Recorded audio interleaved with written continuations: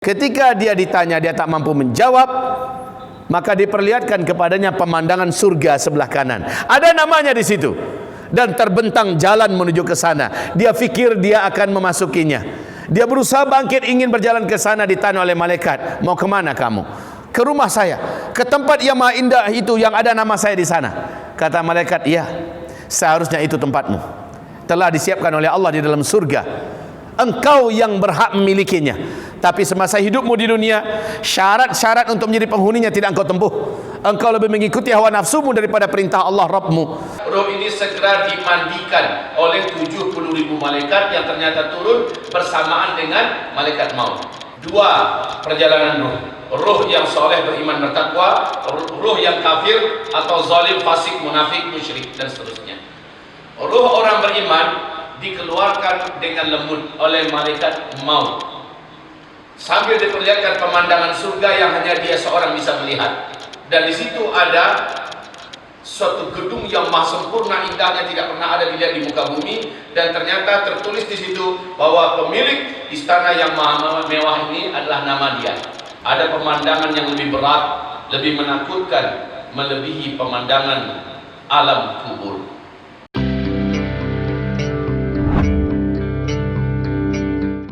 Assalamualaikum warahmatullahi wabarakatuh.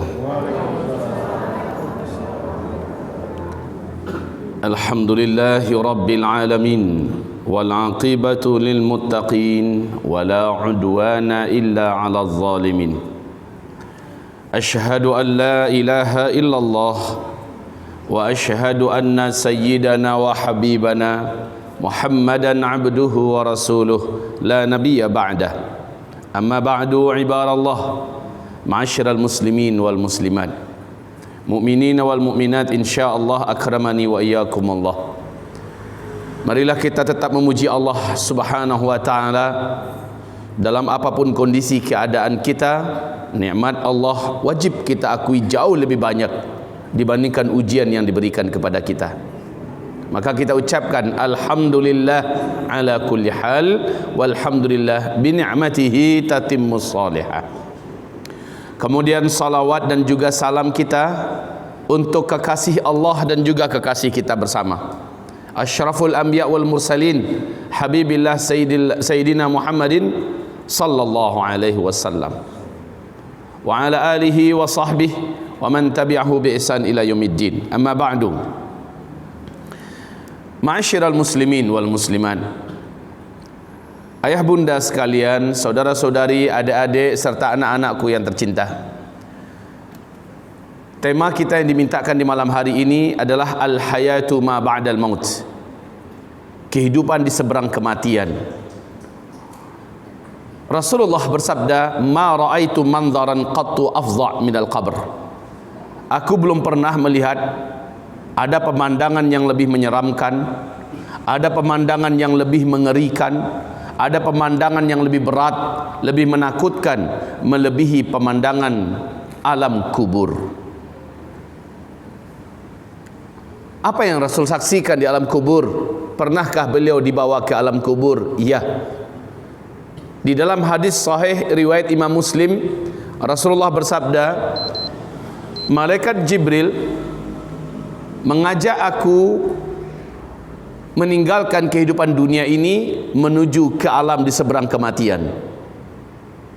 Dan Rasulullah mustahil berdusta. Aku dibawa kepada kehidupan setelah kematian. Dan banyak pemandangan yang diperlihatkan kepadaku. Seluruhnya membuat aku tidak mampu menahan diri untuk bertanya karena begitu menakutkan apa yang kulihat. Dalam wisata perjalanan alam kubur ini, sampailah perjalanan menuju ke taman-taman surga, di mana aku akhirnya juga melihat orang-orang soleh yang telah meninggal dunia diperlakukan begitu istimewa. Dan aku pun tak luput bertanya kepada malaikat Jibril, ini siapa? Apa dulu di dunia yang dikerjakannya? Kenapa dia begitu istimewa pada hari ini? Ibarat yang kami muliakan, perjalanan panjang Rasulullah sallallahu alaihi wasallam di dalam menelusuri alam kubur ini kita akan sampaikan di malam hari ini. Semoga saja banyak kesalahan yang terlanjur kita buat, yang seharusnya kita dihukum di alam kubur, karena kita tahu hari ini, kita taubat hari ini, dan kita berubah besok hari, insyaallah itu semua tidak akan dikenakan kepada kita, sebab kita beruntung karena kita cepat tahu dan kita segera taubat dan kita merubah diri. Itu tujuan sesungguhnya dari adanya majlis ilmu ini. Begitu juga hal-hal yang selayaknya patut dan pantas untuk kita kerjakan agar kita termasuk di antara orang yang diistimewakan dan dimanjakan oleh Allah di kehidupan taman surga sambil menunggu kiamat. Kita hendaknya termasuk orang yang mampu mengerjakannya mumpung masih lengket nyawa di dalam badan. Baiklah ayah bunda sekalian, bapak ibu, saudara-saudariku dan anak-anakku tercinta, pemandangan pertama yang disaksikan oleh Nabi Muhammad SAW, karena tema kita adalah kehidupan setelah kematian, kita sebutkan secara ringkas perjalanan ruh. Dua perjalanan ruh, ruh yang soleh beriman bertakwa, ruh yang kafir atau zalim, fasik, munafik, musyrik dan seterusnya. Ruh orang beriman dikeluarkan dengan lembut oleh malaikat maut sambil diperlihatkan pemandangan surga yang hanya dia seorang bisa melihat, dan di situ ada suatu gedung yang maha sempurna, indahnya tidak pernah ada dilihat di muka bumi, dan ternyata tertulis di situ bahwa pemilik istana yang maha mewah ini adalah nama dia. Maka seperti ingin meloncat dia dari kehidupan ini untuk segera menyongsong tempat yang telah dia lihat. Dengan itu nyawanya begitu mudah dibawa keluar oleh malaikat maut, karena dia sendiri juga ingin meninggalkan dunia ini untuk menempati tempat yang dijanjikan baginya. Makanya orang-orang beriman itu meninggalnya mudah. Walaupun mudah, Nabi tetap mengatakan sangat berat. Sehingga Nabi sendiri sampai berdoa, ya Allah, ringankan kematian ini. Ya Allah, ringankan kematian ini. Singkatnya, setelah dikeluarkan jasad, ruh daripada jasad, ruh ini segera dimandikan oleh 70.000 malaikat yang ternyata turun bersamaan dengan malaikat maut. Setelah dimandikan dengan air yang dibawa dari langit, setelah itu langsung dikafani dengan kain yang lembut dan wangi yang dibawa dari surga. Setelah itu disolatkan oleh 70.000 malaikat. Setelah selesai disolatkan, maka roh ini dibawa beriring-iringan menuju langit dunia. Sampai di gerbang langit dunia ditahan oleh malaikat penjaga gerbang langit dunia. Alangkah harum yang kalian bawa ini, alangkah enaknya. Makanya apa kata para malaikat? Oh iya, ini adalah hamba Allah yang sangat soleh, dia adalah hamba Allah yang sangat bertakwa, dia hamba Allah yang sangat dermawan, dia adalah hamba Allah yang sangat. Maka diceritakan kebaikannya. Malaikat penjaga langit dunia berkata, kami izinkan dia masuk bersama kalian, tapi syaratnya stop dulu dia, kami ingin ikut menyolatkannya. Masya Allah. Setelah itu dia pun disolatkan oleh seluruh malaikat yang kerjanya hanya berzikir, bertasbih, sujud kepada Allah di langit dunia. Disolatkan hamba Allah yang soleh ini. Masya Allah. Kemudian dibawa ke langit dunia lapis kedua. Terjadi hal yang sama. Ingat, ini hadisnya hadis sahih riwayat Imam Muslim, ya, bukan hadis abal-abal atau hadis dhaif atau hadis hasan. Hadis sahih riwayat Imam Muslim. Di langit lapis kedua, begitu juga yang terjadi. Malaikat penjaga gerbang langit kedua minta izin untuk ikut disolatkan. Maka seluruh malaikat penjaga lapis langit kedua ini juga ikut menyolatkan sampai ke lapis langit yang ketujuh. Lalu terdengarlah gema dari arasy Allah, di mana Allah berfirman, antarkan kembali makhlukku ini, kembalikan ke dia, ke bumi, untuk mengikuti rute perjalanan yang resmi telah disiapkan bagi seluruh yang sudah mati. Maka diantarkan kembali ruh ini, dan berharap Rasulullah menyampaikan setiap yang meninggal keluarganya segera laksanakan penyelenggaraannya agar bisa bersamaan hendaknya diantarkan ruh oleh malaikat sementara jasad sudah ada di liang lahat, ya. Jadi bersamaan. Jangan sampai terkatang-katung malaikat udah nyampe sementara jasadnya masih nunggu keluarga di Jakarta datang. Masih nunggu keluarga dari Jerman datang. Akhirnya kasihan, arwahnya masih terkatung-katung di tangan para malaikat. Baik kaum muslimin, singkatnya, bersatulah jasad. Dengan ruhannya saja tidak mampu lagi bergerak tangan ini. Sebagaimana kita paham, dia sudah menjadi mayit. Tetapi mereka ada di dimensi lain, yang merasakan seperti layaknya kita ini merasakan semua. Ada rasa sakit, ada rasa sedih, ada rasa takut, ada rasa ketakutan. Tetapi dengan singkat, dua malaikat datang dengan mata yang membara, dan malaikat ini langsung membentak, menghardik, menanyakan tiga hal: man rabbuk wa ma dinuk wa ma taqulu an hadzal rajul. Apa agamamu, siapa Tuhanmu, dan apa pendapatmu tentang lelaki ini, yaitu Nabi Muhammad. Orang yang beriman ini dibantu oleh Allah dan mampu menjawab pertanyaannya dengan baik, dengan sangat baik. Lalu menggemalah suara dari langit, hambaku telah kuakui, dia telah kubenarkan, persaksiannya benar, jawabannya benar, maka letakkanlah ia di tempat yang dijanjikan. Maka dibukakan kepadanya dari sebelah kirinya pemandangan neraka Jahannam, dan di situ ada namanya, di salah satu kandang penyiksaan ada namanya di situ. Lalu jalan pun terbentang ke sana. Si hamba Allah yang beriman ini ketakutan, dan malaikat berkata, kamu tidak perlu takut, tempat ini disediakan untukmu.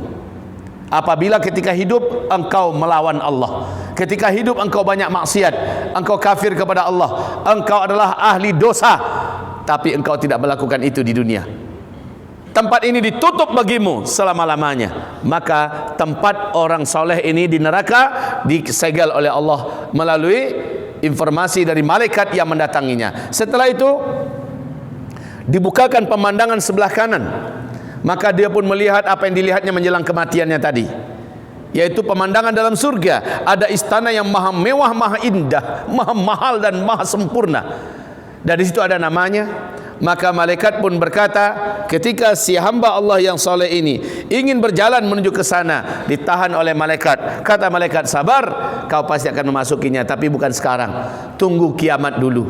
Maka berdoalah si hamba Allah yang soleh ini, Allahumma ajjilis sa'ah, Allahumma ajjilis sa'ah, ya Allah segerakan kiamat, ya Allah cepatkanlah kiamat. Itu doa orang soleh, minta cepat kiamat.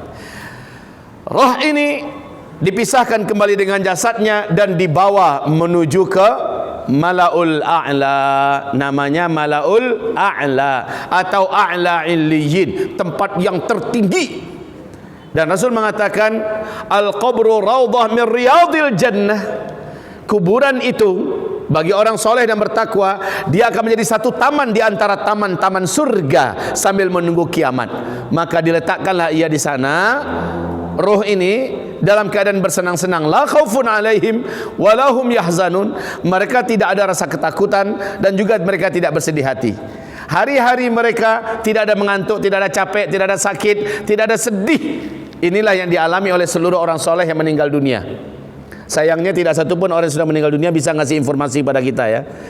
Kalau ada kita tanyai dia apa, akan menjadi berita paling viral sejagat. Akan tetapi belum pernah ada, tetapi hanya informasinya dari Al-Quran dan dari hadis. Semoga kita termasuk yang dapat berita ini nanti, amin. Di sana ngapain orang soleh ini? Bersenang-senang. Ingat sekali lagi, tidak ada kesedihan sampai hari kiamat. Kalaupun dia dengar ternyata suaminya sudah menikah lagi, enggak sedih. Dia dengar bininya sudah menikah lagi, tidak sedih. Dia dengar ternyata anaknya sudah menjadi penghuni penjara, atau anaknya sudah mati dan tidak bersama dengannya di tempat Malaul A'la, berarti dia di asfalas safilin, disiksa. Tidak sedih. Kenapa tidak sedih? Sedih itu sudah dicabut. Tidak ada lagi rasa sedih. Ibarat Allah yang kami muliakan, rasa rindu ada tidak? Juga tidak ada. Rindu dengan keluarganya. Kenapa tidak ada? Karena rindu itu juga bagian daripada penderitaan. Hanya saja gembira bertambah. Umpama ada yang meninggal, setelah setahun setelah dia meninggal, menyusul tetangganya meninggal, dan tetangga itu ternyata tetangga yang soleh pula, maka dia pun masuk bergabung dengan bersamanya di Malaul A'la. Dia akan bertanya, ahlan wa sahlan wa marhaban, menyusul juangku kiranya ya, alhamdulillah. Bagaimana kabar orang rumah hamba? Bagaimana kabar istri saya? Kamu pasti tahu, oh alhamdulillah istrimu sekarang Masya Allah dia sudah memimpin sebuah perusahaan. Why? Kok bisa? Dia bersama suaminya yang baru. Suaminya itu orang yang sangat soleh, sangat taat. Alhamdulillah, gembira. Bukan sedih lagi. Tidak setia apa jaki dia. Tidak ada begitu. Bahasa-bahasa yang seperti itu adalah bahasa kekecewaan, dan itu tidak akan ada. Ya, dia hanya akan mengatakan alhamdulillah. Kalau begitu anak-anakku sekarang sudah punya ayah yang soleh dan baik, ayah yang sukses lagi, pengusaha lagi. Alhamdulillah. Dan dia bertanya, bagaimana dengan anakku yang nomor 3? Anakmu yang nomor 3 sudah mati beberapa bulan yang lalu.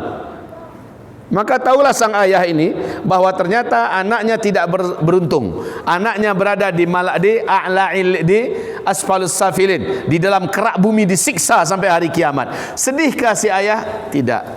Sedihkah kita yang meninggal? Tidak. Kenapa tidak sedih? Wala la khaufun alaihim wala hum yahzanun. Tidak ada kesedihan. Paling si ayah berkata, anak ambo itu memang mada dari dulu. Disuruh sembayang, di pamainannya sembayang. Disuruh pakai jilbab, nyo campaan jilbab, nyo pagalaan agamo. Akhirnya matinya ndak disiko tampaknya do. Rasailah. Asailah kalau bahasa Minang ayah, asailah. Tidak ada rasa sedih. Tapi kalau gembira, ia bertambah terus, bertambah terus. Anakmu sekarang sudah jadi hafiz, Masya Allah. Anakmu sekarang sudah menjadi hafizah, Allahu Akbar. Patutlah timbangan amal solehku makin memberat, makin membengkak. Alhamdulillah, ternyata aliran pahala dari anak-anakku yang taat-taat. Itu ada kegembiraan bertambah, Pak. Tapi kesedihan tidak ada, ketakutan tidak ada.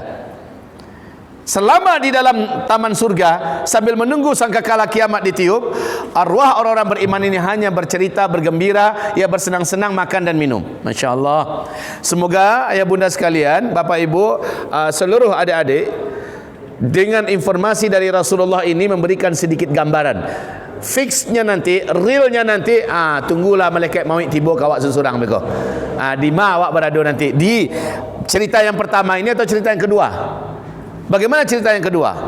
Cerita yang kedua kata Rasulullah sallallahu alaihi wasallam, orang kafir, orang musyrik, orang munafik, orang fasik, ya, pelaku maksiat, hobi dan cinta dengan dosa, mereka mati, ditarik nyawanya oleh malaikat maut yang sangat seram bentuknya, dengan ganas dan tidak ada rasa ampun dan kasih sayang, ditarik dengan penuh kejam, ya, dan digebukin, dihantam perutnya, dipukul dadanya, ditampar kepalanya sampai dia mau melepaskan nyawa dari badan. Singkatnya, kematian orang ini betul-betul sangat mengerikan. Singkatnya, keluarlah nyawa dari badan, langsung nyawa ini dimasukkan ke dalam karung yang sangat busuk yang dibawa oleh 70.000 malaikat yang tidak ada wajah senyum pada wajah mereka. Tidak disolatkan, tidak dimandikan, langsung diseret menuju ke langit dunia. Sampai di langit dunia, malaikat penjaga gerbang langit dunia segera menutup hidung dan merasa jijik. Alangkah busuknya yang kalian bawa, alangkah menjijikkan yang kalian bawa ini. Siapa ini? Para malaikat langsung mencerita, ini adalah si Fulan bin Fulan yang melawan pada orang tuanya, yang mempermainkan solat, yang anti bayar zakat, yang sering melecehkan ulama, yang sering mempermainkan dan mentertawakan ayat, dan sering menghina syariat. Ini adalah si Fulan bin Fulan yang suka bermakan riba, yang mempermainkan riba. Ini adalah Fulan bin Fulan yang suka segala kejahatan dan dosa yang dibuat, saling bercerita para malaikat. Lalu apa kata malaikat penjaga langit dunia? Kalau begitu si Fulan ini tidak kami izinkan lewat. Stop sampai di sini dan pintu gerbang tidak akan kami buka. Maka kata Rasulullah berikutnya, menggelegarlah suara dari langit, campakkan dia kembali ke bumi. Maka dicampakkanlah dia oleh para malaikat ini, dan saat itu Allah izinkan si nyawa melihat jasadnya sedang diurus oleh orang yang hidup di bumi. Ketika jasad ini dibawa ke keliang lahatnya, saat itu dia ketakutan, semakin ketakutan, dan si roh orang kafir, roh penjahat, roh orang zalim, ahli maksiat ini berkata, kemana kalian bawa ini? Kemana kalian akan simpan ini? Lalu dimasukkan ke liang lahatnya, dan dengan singkat dipadati kuburannya, dan dia pun ditinggalkan. Rohnya dimasukkan ke dalam jasad. Dia sudah ada dimensi yang lain. Saat itu dua malaikat datang dengan wajah yang super ganas. Munkar dan Nakir. Ditanya man rabbuk wa ma dinuk wa ma taqulu an hadzal rajul, dia tidak mampu menjawab. Dia hanya berkata Lalu hantaman pertama dimulai. Hantaman pertama ini jeritannya, kata Rasulullah sallallahu alaihi wasallam, menggelegar sampai ke langit yang ketujuh. Hanya jin dan manusia yang tidak diizinkan Allah bisa mendengarnya. Kalau saya doakan kepada Allah, kalian bisa mendengarnya. Dua saja yang terjadi pada kalian: mati dek ketakutan mendengar suara jeritan itu, atau yang kedua, pingsan dalam keadaan langsung beruban kita, Pak. Saking ngerinya mendengarkan jeritan orang-orang yang disiksa di alam kuburnya. Ibarat Allah yang kami muliakan, jadi dia pun diletakkan di dalam, maaf ada yang terlupa tadi ya. Ketika dia ditanya dia tak mampu menjawab, maka diperlihatkan kepadanya pemandangan surga sebelah kanan. Ada namanya di situ dan terbentang jalan menuju ke sana. Dia fikir dia akan memasukinya. Dia berusaha bangkit ingin berjalan ke sana, ditanya oleh malaikat, mau kemana kamu? Ke rumah saya, ke tempat yang maha indah itu yang ada nama saya di sana. Kata malaikat, iya, seharusnya itu tempatmu. Telah disiapkan oleh Allah di dalam surga. Engkau yang berhak memilikinya. Tapi semasa hidupmu di dunia, syarat-syarat untuk menjadi penghuninya tidak engkau tempuh. Engkau lebih mengikuti hawa nafsumu daripada perintah Allah Rabbmu. Engkau lebih mengikuti maksiat, engkau lebih mengikuti ajakan setan yang terlaknat, pimpinan-pimpinan yang menyesatkan. Akhirnya engkau diharamkan dari tempat yang telah disiapkan untukmu. Maka ditutuplah pintu itu dan dia benar-benar sangat hancur. Orang yang merasa sangat hancur. Dibukakan pintu sebelah kiri, dia melihat pemandangan neraka, ada namanya di situ. Dan dibukakan jalan. Ketakutan dia. Malaikat berkata, ini tempatmu yang akan kau huni nanti, tapi bukan sekarang. Engkau akan menjadi penghuninya setelah kiamat. Maka berdoalah si hamba yang celaka ini. Berdoa, ya Allah, Allahumma ajjilis sa'ah. Kalau tadi ain ya, ain. Ajjilis sa'ah. Kalau yang ini hamzah. Ajjilis sa'ah. Ya Allah, tunda kiamat, lamakan kiamat. Ya Allah, lamakan kiamat. Karena dia takut akan menghuni tempat yang telah dikasih lihat kepadanya dalam neraka Jahannam. Lalu setelah itu baru hantaman pertama datang kepadanya, dia dipukul, masuk ke dalam perut bumi, ditarik kembali, disiksa, diganyah.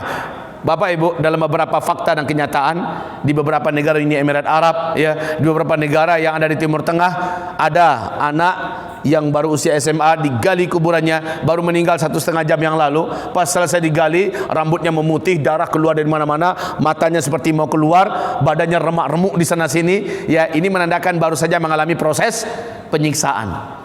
Tapi karena ayahnya seorang petinggi yang berpangkat, minta diotopsi anaknya. Pas digali terkejut mereka semua. Sang ibu pun pingsan. Ternyata si anak memang semasa hidupnya di dunia mempermainkan sholat, melecehkan syariat, dan menganggap remeh dosa maksiat. Nah, ini yang terjadi. Disiksa oleh Allah Subhanahu wa ta'ala. Ibarat Allah yang kami muliakan, itu secara singkat ya, perjalanan ruh secara singkat setelah selesai yang bersangkutan di proses dari kematian. Nah, hamba-hamba Allah yang kami muliakan, kita sebutkan tentang perjalanan Nabi. Saya melihat ada orang yang tergeletak dalam keadaan mengalai-alai seperti bantu orang istirahat di lantang di atas tanah. Tiba-tiba datang dari belakangnya seorang lelaki yang sangat kekar dengan tubuh yang besar. Kemudian tangannya menggenggam batu runcing yang sangat tajam. Dijambaknya rambut laki-laki yang telentang tadi.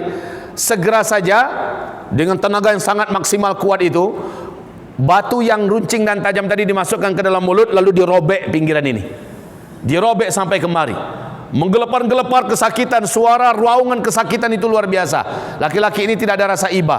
Setelah itu tangan kanannya menjambak rambut, lalu dipindahkan batu tadi ke sebelah tangan kiri, diulang balik ke yang sebelah kiri lagi yang dirobek sampai kemari, sampai tak gantung-gantung dagu gua. Yang ini menggelepar. Apa kata Rasulullah? Saat yang ini dirobek, yang ini Allah pulihkan kembali. Kemudian dipindahkan lagi, dirobek lagi di sini, kiri kanan, kiri kanan, kiri kanan. Malaikat, siapa ini? Umatmu, kata Rasulullah. Apa dosanya ketika di dunia? Maka malaikat Jibril menjawab, ini orang ketika di dunia suka mengadu domba manusia. Ini orang ketika di dunia mulutnya suka memfitnah orang, sehingga orang yang tidak salah akhirnya masuk penjara, orang yang tidak salah akhirnya diusir dari negara, diusir dari kampung tanah airnya, diusir. Akhirnya orang yang macam ini tukang adu domba orang, tukang fitnah orang, dan orang macam ini paling berhak menerima siksaan ini. Sampai kapan? Sampai hari kiamat. Ya Allah, tidak putih-putih rasa sakit, tidak putih-putih. Ini dikatakan oleh malaikat Jibril, ini umatmu, ini umatmu. Berarti bisa jadi dia sholat, bisa jadi dia orang yang puasa, bisa jadi dia adalah orang yang haji, yang umrah. Lalu kemana amal solehnya semua? Karena ada dosa yang tidak kecil yang dia kerjakan, dan dia tidak tobat sampai dia mati, dia menanggung penderitaan itu. Bismillah.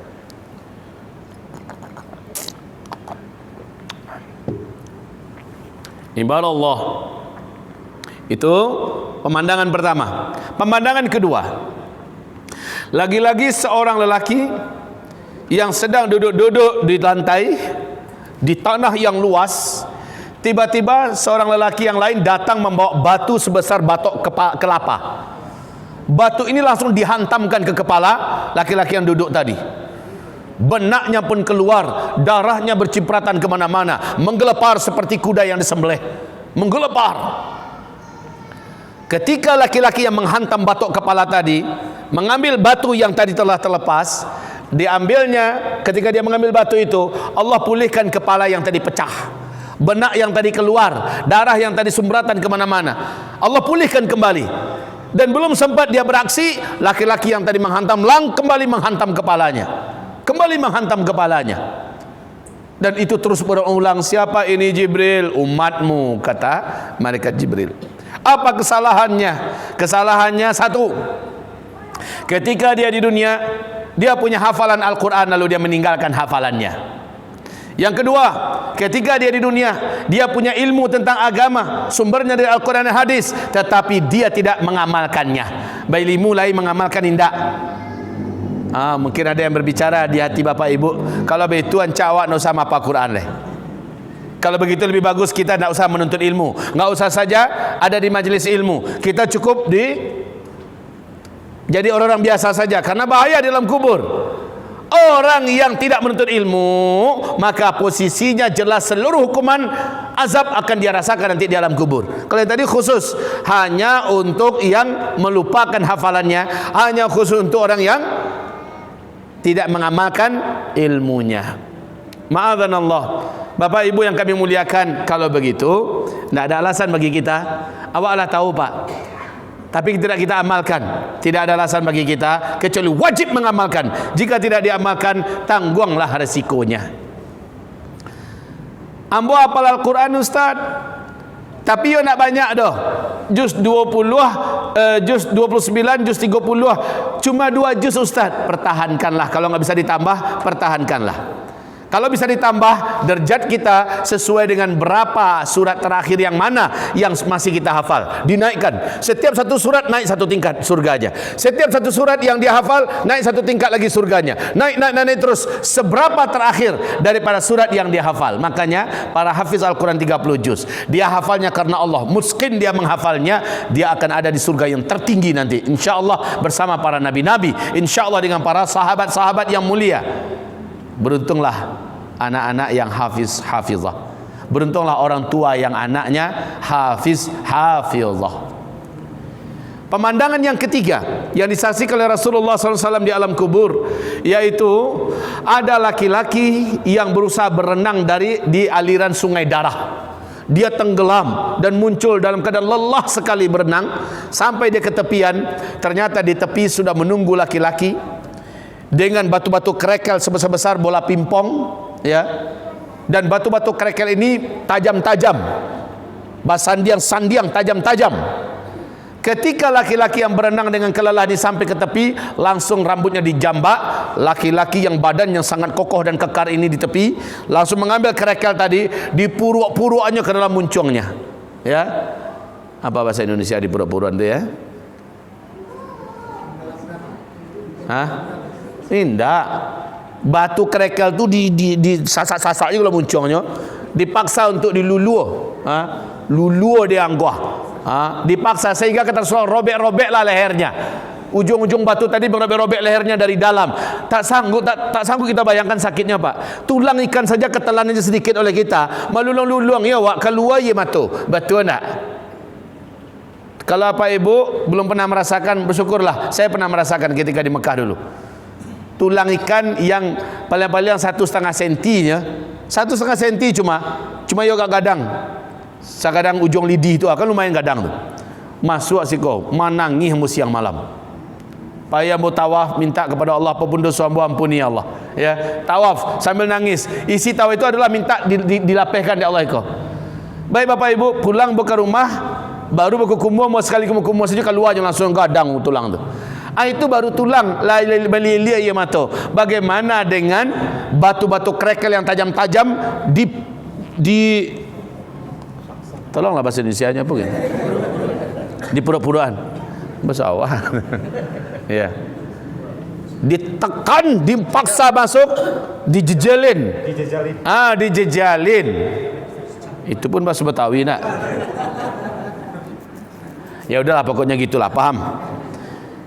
Tersiksa sampai kapan ini malaikat Jibril? Sampai kiamat. Ini umatmu juga. Umatmu juga. Ya malaikat, apa kesalahan orang ini? Apa kata malaikat Jibril? Ini yang bermain-main dengan harta manusia. Dulu di dunia dia pinjamkan orang duit, lalu dia minta kembalian lebih. Ini adalah orang-orang yang makan riba. Ini adalah orang yang menternakkan uang ketika dia hidup di dunia. Dia bergelut dan dia hidup di atas penderitaan orang lain. Para pelaku riba, para pemakan riba, ya, orang-orang yang menabung dananya dengan sistem berbunga dan beriba, maka mereka mendapatkan siksaan itu di alam kubur. Berarti pasti tempatnya bukan di ala iliyin dong. Di mana tempatnya? Di asfalas safilin. Begitu ibarat Allah yang kami muliakan sampai hari kiamat kalau dia tidak taubat. Bukankah Allah berfirman dalam surah Al-Baqarah 273? Fa amma man taba, siapapun yang bertobat, ya kan, Allah berikan untuknya falahu masalaf, yang sudah terlanjur, yang sudah berlalu, sudahlah Allah maafkan. Tapi kalau masih dia teruskan, mandangalah do, fatwa ulama lah do, pengajian lah pernah disampaikan. Lain terdengar cuma si pakak sajanya. Dia tidak peduli. Beko-beko lo digaji nanti lo dicari. Orang-orang macam ini mada, kare kepala, kare hati, akhirnya dia mati tanpa tobat. Maka fa'amma man ada wa man ada faman ada, siapa saja mengulangi terus dia teruskan, maka dikatakan itulah orang yang tempatnya dalam neraka jahanam, mereka selama-lamanya di dalamnya. Sementara dalam kuburnya diperlakukan seperti ini. Naudzubillah, yang masih bergelimang dalam riba. Apakah riba dalam bank, riba dalam koperasi, riba dalam asuransi, riba dalam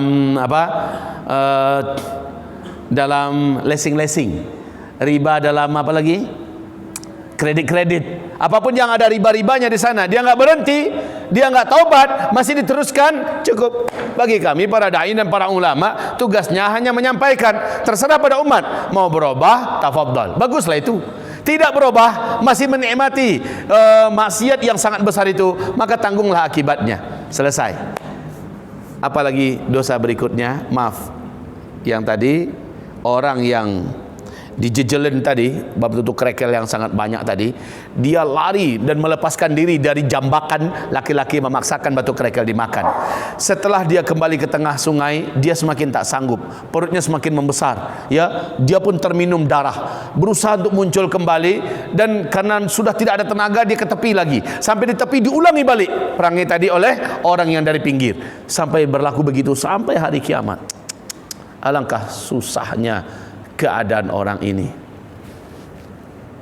Kira-kira anaknya yang soleh di dunia bisa membantu enggak ya? Anaknya yang hafizah di dunia bisa membantu enggak ya? Doa anaknya bisa menolong tidak ya? Di satu hadis kita mendengarkan doa anak yang soleh berguna bagi orang tua.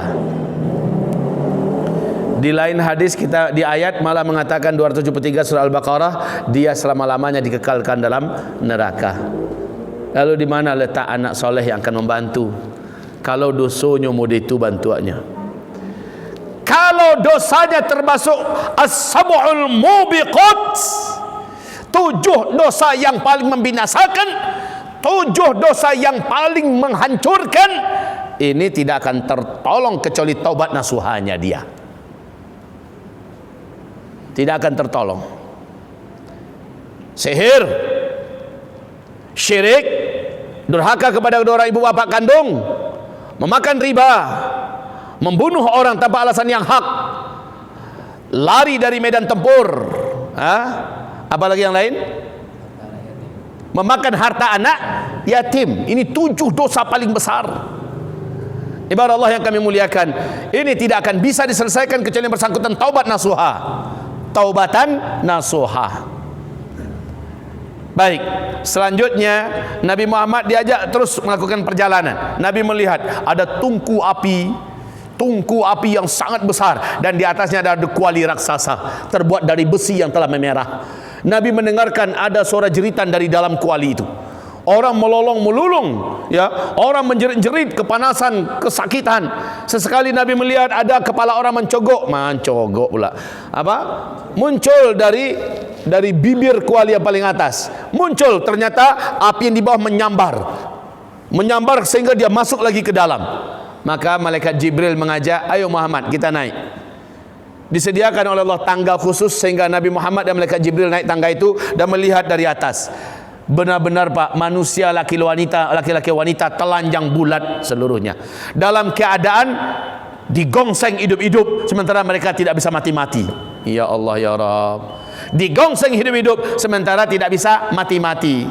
Siapa ini Jibril? Awak kena setrika sedikit lama luang, tapi jak kau puntung rokok saja lama luang, kena kenal pot onda saja alamululuang. Bagaimana kita mengalami posisi tubuh kita tanpa ada pakaian pelindung sementara digongseng dalam kuali yang memerah. Mari kita lanjutkan insyaallah selepas solat isya nanti.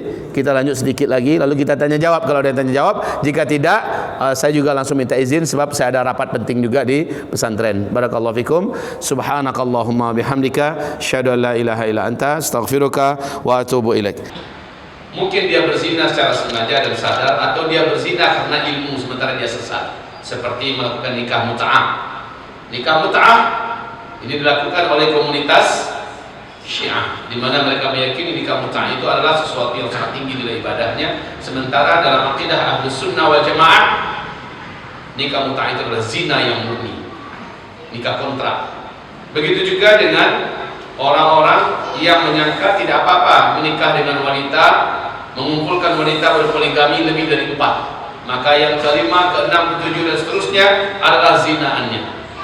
Atau orang yang menikah tidak pakai wali, orang yang menikah tidak memenuhi rukun dan syaratnya, maka ini adalah orang yang berzina. Atau orang yang mengumpulkan 2 saudara kandung menjadi istrinya, kakak adik kandung langsung jadi istrinya dua-duanya, maka ini juga adalah zina. Dan seterusnya. Ibarat Allah yang kami muliakan, orang-orang ini mendapatkan perlakuan oleh Allah Subhanahu wa taala menjelang kiamatnya di alam kuburnya berupa dipanggang dia sampai hari kiamat. Dipanggang dalam tungku api raksasa yang di atasnya ada kuali yang maha besar. Ibarat Allah, perjalanan demi perjalanan, akhirnya Nabi Muhammad diajak melihat keadaan kebalikan dari yang tadi. Kalian tadi penuh dengan pemandangan yang sangat menakutkan. Kemudian Nabi pun diajak membumbung ke langit, diajak ke Malaul A'la. Yang tadi lokasi yang 1, 2, 3, 4 yang saya ceritakan tadi itu terjadinya adalah di Asfalas Safilin, di Sijjin, penjara bawah perut bumi.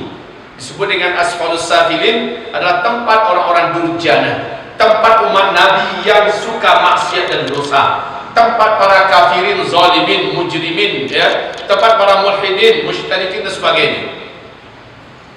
Sementara ketika Nabi diajak menuju ke taman-taman surga, ini baru taman, belum lagi masuk surganya, baru tamannya, maka Nabi begitu terkesima melihat perlakuan yang istimewa, dan itu bertingkat-tingkat. Nabi bertanya di jawab itu oleh malaikat, ini siapa? Ini Ibrahim, wahai Muhammad. Ini atuk mayangmu. Ternyata Nabi Ibrahim sedang bergelut-gelut, sedang bermain-main di sebuah bukit yang maha indah bersama dengan anak-anak kecil. Anak-anak kecil ini siapa? Wahai Jibril. Maka dijawab oleh malaikat Jibril, ini adalah anak-anak yatim piatu yang meninggal dunia ketika mereka masih kecil, atau anak-anak yang belum akil baligh, walaupun dia bukan anak orang Muslim. Anak Yahudi, anak Majusi, anak orang anti agama, ateis, sementara dia meninggal dunia sebelum akil baligh. Mereka bersama dengan Nabi Ibrahim bergelut-gelut, istilahnya masuk taman kanak-kanak surga, istilahnya begitu. Nah, ibarat Allah yang kami muliakan, pemandangan demi pemandangan dikasih lihat oleh Allah Subhanahu wa taala untuk Nabi Muhammad, di mana pendampingnya malaikat Jibril, dan Nabi langsung bertanya, ini siapa? Ini para syuhada. Masya Allah istimewanya, diperlakukan oleh Allah para syuhada itu begini-begini. Ini siapa? Ini muadzin, para ahli-ahli azan dulu di dunia. Ada perlakuan khusus pula di alam barzakh untuk mereka, dan itu tempatnya di Malaul A'la. Ini siapa? Ini siapa? Dikasih jawaban semua oleh malaikat Jibril. Mudah-mudahan apabila waktu kita cukup panjang dan kita ada sesi tanya jawab, kita akan berikan jawaban atas apa-apa yang diperlukan oleh kaum muslimin untuk ditanyakan. Baik, ini ada pertanyaan. Assalamualaikum Ustaz, apa itu jamaah tabligh Ustaz? Atas jawabannya terima kasih Ustaz. Kaum muslimin yang kami muliakan, Majelis Ulama Indonesia Pusat telah mengeluarkan pernyataan tentang siapa dan apa itu jamaah tabligh. Jamaah tabligh adalah jamaah Ahlus Sunnah wal Jamaah. Mereka termasuk di antara kelompok yang insya Allah masuk dalam firqatun najiyah, satu kelompok yang selamat di akhir zaman. Mereka di antara ahlu surga insya Allah ta'ala. Ini jawaban dari Majelis Ulama Indonesia tentang jamaah tabligh. Ini bukan jamaah sesat. Mereka bukan kelompok yang sesat. Mereka adalah kelompok yang lurus, ahlus sunnah wal jamaah. Mencintai mereka wajib, memuliakan mereka harus, menyediakan tempat bagi mereka adalah sebuah bentuk iman. Ya, mereka menjadi tamu, mereka datang dari negeri jauh, bukan minta duit kita, bukan menjadi bisnis dengan kita, ingin meramaikan masjid kita, ingin menghidupkan amalan sunnah di masjid kita, dan ingin ngajak orang-orang yang belum ke masjid agar merapat ke masjid. Tidak ada lebih kerjaan mereka daripada itu, Pak. Dan mereka tidak memberikan kita untuk berilah kami makan, tidak ada itu. Ya, mereka tidak membebani kita minta infak sana kemari juga tidak. Ya, mereka sama sekali tidak memerlukan itu dari kita. Mereka hanya butuh masjid kita dipenuhi oleh warga dan masyarakat. Jadi mereka ngajak orang ke masjid. Nah, inilah jamaah tabligh. Terlepas dari segala kekurangan, secara oknum itu pasti ada. Ya, secara oknum selalu ada. Di mana saja, institusi apa saja, organisasi keagamaan Islam apa saja, selalu ada kekurangan. Jangan karena oknum kita generalisir, semuanya kita anggap sama. Semoga ini terjawab ya, pertanyaan yang menanyakan apa dan siapa itu jamaah tabligh. Ada pertanyaan yang lain? Silakan. Di tempat-tempat lain tidak perlu istilahnya mereka berperiuk, tapi tamu-tamu itu di tempat-tempat lain ya Bu ya, malah warga setempat yang menyambut mereka. Ada rombongan kedatang, pengurus beritahu, nanti ada rombongan jamaah yang datang dari Jambi sekian orang, dari Lampung sekian orang, langsung warga sekitar yang menyediakan makan minum mereka, disiapkan tempat yang khusus. Berapa hari mereka 3 hari dijamu. Bukankah man kana yu'min billah wal yawmil akhir falyukrim dhaifah? Siapa yang beriman pada Allah pada hari akhirat, muliakan tamunya. Ini tamu kita. Kita ditugaskan memuliakannya selama 3 hari. Dan mereka hanya datang pada kita tidak lebih dari 3 hari. Mereka juga ingin menjimat, kalau bahasa orang Malaysia menjimat atau menghemat biaya. Jadi mereka tidak mau belanja-belanja di pasar.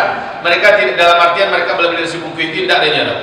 Mereka ingin menghemat, mereka bawa beras. Ya, mereka bawa bumbu, mereka masak. Tapi yang pasti mereka masak tidak dalam masjid. Mereka masak pasti di luar masjid. Yang paling bagus bagaimana? Kita warga sekitaran yang berlomba-lomba. Ya, untuk tamu ini RT anu yang untuk tamu ini RT anu berlomba-lomba. Sebenarnya satu keluarga bisa menjamu satu keluarga, satu rombongan yang datang itu. Karena ekonomi kita rata-rata baik lah ya, di tengah pasar ini kan. Bisa satu keluarga, saya untuk satu rombongan besok, saya. Kalau ada berapa rombongan dalam 1 bulan ini, perkiraan ada 5 rombongan. Maka rombongan pertama saya yang tanggung semua makan minumnya. Kan bisa begitu. Kita yang siapkan makannya. Ini adalah bahagian daripada pembuktian iman di mata Allah Subhanahu wa taala. Jangan diusir. Di dalam surah Al-Baqarah Allah menyindir keras dan pedas. Beginikah akhlak kamu? Kamu usir orang-orang beriman, hamba-hambaku yang ingin meramaikan masjid. Kamu usir mereka, padahal mereka menyembahku di pagi dan petang hari mereka berzikir. Apa bahasa kita menjawab Allah nanti di hari kiamat? Jadi kalau sudah terlanjur kita minta ampunlah pada Allah Subhanahu wa taala. Mereka tidak mendendam, tidak. Mereka tidak akan merasa sakit hati pada kita, tidak. Mereka bahkan mendoakan kita, ya. Tetapi yang sedihnya adalah kita belum mampu membuktikan bahwa kita orang yang beriman di mata Allah, sebab kita tidak menyambut tamu-tamu Allah. Begitu ya. Baik, silakan. Ada yang lain? Tidak ada, maka cukup sampai di sini. Ya, silakan. Kiat-kiat agar tetap istiqomah. Satu, jangan jauh dari ulama. Ini nasihat dari Syekh Hasan Al-Basri, ya, dan juga Syekh Abdul Majid Az-Zindani. Satu, jangan jauh dari ulama. Dua, jangan jauh dari majelis ilmu yang benar. Yang ketiga, jangan jauh dari berjamaah. Berjamaah apa? Berjamaah di masjid atau berjamaah dalam komunitas organisasi keagamaan dakwah tertentu, seperti jamaah tabligh contohnya, atau seperti umpamanya kalau di Indonesia seperti kalau orang Salafi di Salafi, kalau orang Muhammadiyah di Muhammadiyah, kalau orang NU di NU, kalau FPI di FPI. Istilahnya ada komunitas jamaah yang kita senantiasa ada di dalam.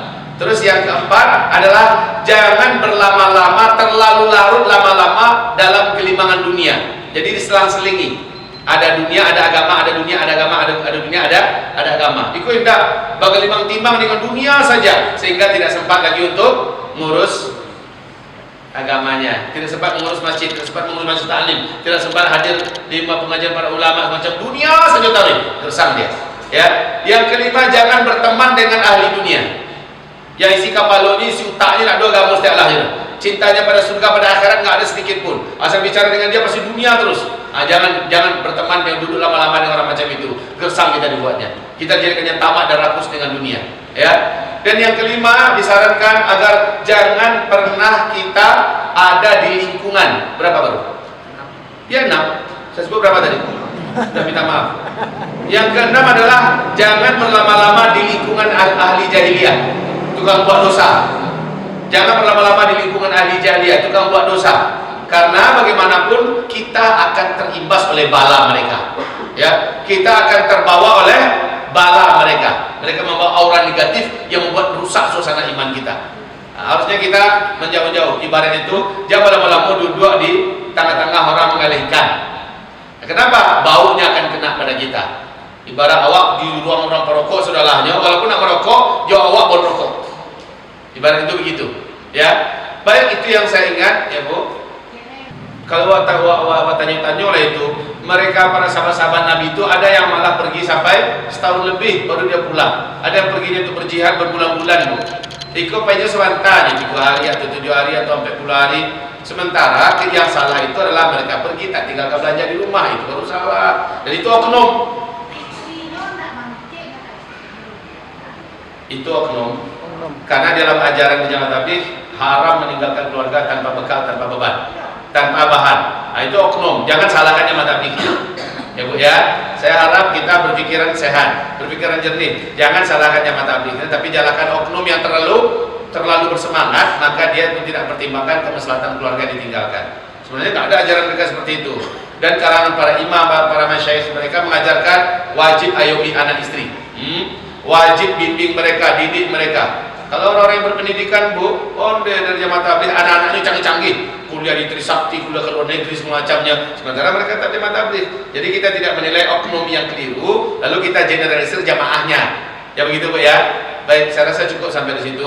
Saya ada rapat penting sekali. Mohon maaf, sampai di sini saja pengajian kita pada malam hari ini. Semoga bermanfaat. Mudah-mudahan Allah ampuni masa lalu kita yang salah dan kita berubah dari apa yang kita sudah terlanjur salah dan kita betul total dalam hijrah. Amin ya rabbal alamin. Mari kita tutup dengan kafaratul majlis. Astaghfirullah, astaghfirullah, astaghfirullah. Subhanakallahumma wa bihamdika asyhadu an la ilaha illa anta astaghfiruka wa atubu ilaik. Wassalamualaikum warahmatullahi wabarakatuh.